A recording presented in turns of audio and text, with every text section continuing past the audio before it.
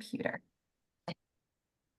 All right, team, happy Tuesday. We have some awesome leaders that have made it a mission to keep you guys in the know with some simple nutrition tips to help your prep. So what's been happening in the past is that we have been saying, come meal prep, and you have all this food.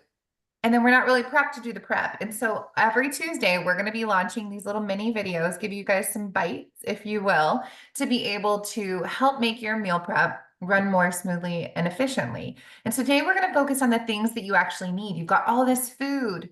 So what do you do now? So we're going to give you our best tips and tidbits so that you can put them into practice going into this weekend ahead. So Mom, do you want to take it away? Hi. Hi, everybody. I'm Marcia. For those of you who don't know me, most people call me Mama Spark, so that's good too. So I have no problem with that. I was asked to talk about containers today, just a little bit. The ones that I want to share with you guys, I recently purchased on Amazon. And if you help me remember, when she posts this video, I will post the link to these containers. They have been a game changer for me. I buy a lot of fruit, I buy a lot of produce, and these are awesome. My favorite part is when they're not in use, which is rare, they all stack inside of each other. Let me see if I can do this. I'm in the office, it's kind of awkward, but you can see there's 5 different sets of containers that stack, and it goes on and it goes, and all the lids attach so they fit in one thing. Let me get one set out here and explain to you what I do. They come like this. I put this in here, put my fruit or my produce in here, and I put my water in here, and I walk away and let it soak. When it's done, I just pull this out. The water stays in here with all the dirt and junk. I pour this out. I wipe this out. I place a paper towel in the bottom of this to soak up any excess moisture. My fruit's drained. I put it right back in here, put the lid on it, put it in the refrigerator, and the amount of time that it lasts in the refrigerator with these, I would say at least doubles. So I keep all of my fruit in these, and if I've got extras, I use it for produce too. So I'm actually thinking about getting a new set. So that's something that I wanted to share with you guys. I think they're well worth the money. And they have them in 4 pieces, 5 pieces, whatever. Like I said, I'm going to go back and get me another set. I like them that much. I was also asked to share one piece of equipment that I use a lot when I'm prepping. And I use my air fryer a lot and my Blackstone. Here's what I do. I love vegetables, so that's not a problem, but I like them raw, or I like them raw better than cooked. But if I'm going to cook them, I like them kind of roasted and or crunchy. So I tend to put them all in a bowl. Like I'll take, if I'm using my Blackstone, I'll take my I'll get frozen potatoes O'Brien and frozen okra sliced and frozen whatever. I'll put it in a bowl frozen. I'll add whatever raw vegetables I have, like a zucchini or summer squash or anything like that. Chop that up, put it in the bowl, put a little bit of olive oil on it, salt, pepper, garlic, onion powder, whatever I want to put on it, seasoning, salt. Toss that all together, throw it on the Blackstone with a little bit of olive oil, and it is so good. That's my favorite way. The second favorite way is my air fryer. I use it a lot for reheating things that I've already batch prepped. And I use it a lot for, you can do the same process in the air fryer with your vegetables. It comes out really good, and you can add time if you want them crispier or whatever. So that's my spill. I'll turn it back over to Ashley. Thank you, Marcia. And our goal really, guys, is just to make sure that you have some ideas about some tools and some things that can help you out along this journey. We are by no means telling you guys to go run out and get a Blackstone grill, although they are amazing. They are quite pricey to, just go get a brand new grilling system.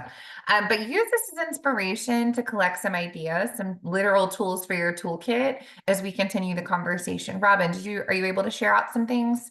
Yes. Hi, I'm Robin. And I have been asked to then take it further with Marcia's containers and show some prep to add to rinsing your fruits and veggies. Currently, I just use this in my sink and rinse them and then put them in a container.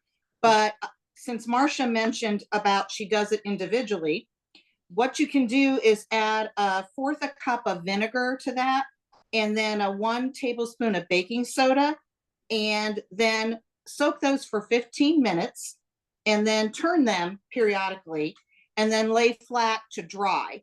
And if you have a full, like you want to do a bunch of fruit and veggies, you would do then 1 cup of vinegar, 2 to 3 tablespoons of baking soda.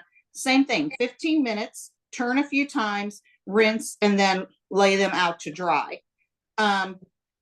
Veggies, you said fruit, you put a paper towel on the bottom and you keep that, Marcia said, on the bottom of the container.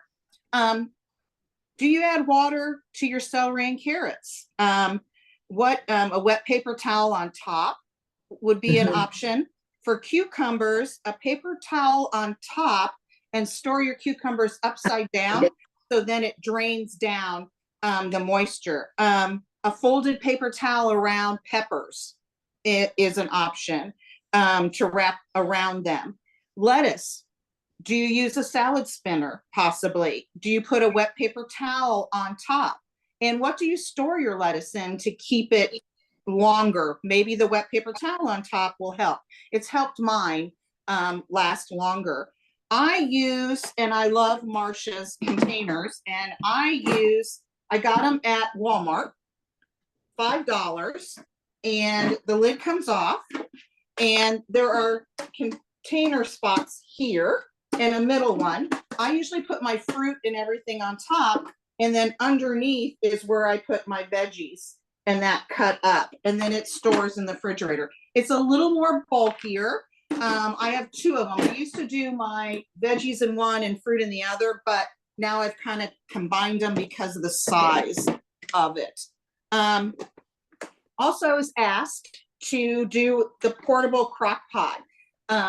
This is from Amazon, and what you can do is there's an inside container here, and you can actually take this home every day and leave this unit at work and plug it in, and then leave this, and then bring your food, and you put this on, and it keeps your food steadily warm till lunchtime. So that is an option that I was to bring up. The last thing that I want to cover is I always see people, I boil eggs and I cannot peel them. I throw half of them away. So how do we boil our eggs? There's the stovetop version, which I put my eggs in a pan. I bring it to a boil them for 10 minutes, and then do an ice bath. And I leave them in the ice bath for whenever I remember to put them in the refrigerator.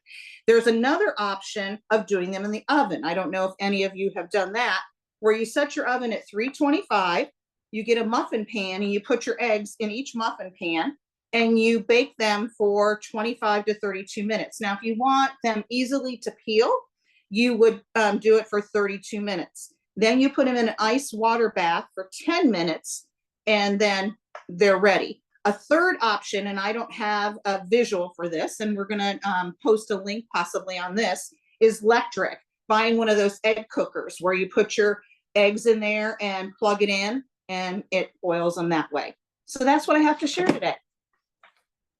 I think the thing that I love the most about those tips, Robin, is you're really talking about preserving food. I know Mom was as well with her containers, but like, how often do we buy all this food and then the life of it is so much shorter because we're not taking the proper care. I was like having my mind blown by all these paper towel tricks. I'm gonna have to watch them back later with you guys and just like go through all the different options, because I feel like I do a great job of prepping that food, but then maybe not doing my best work to extend the life of it.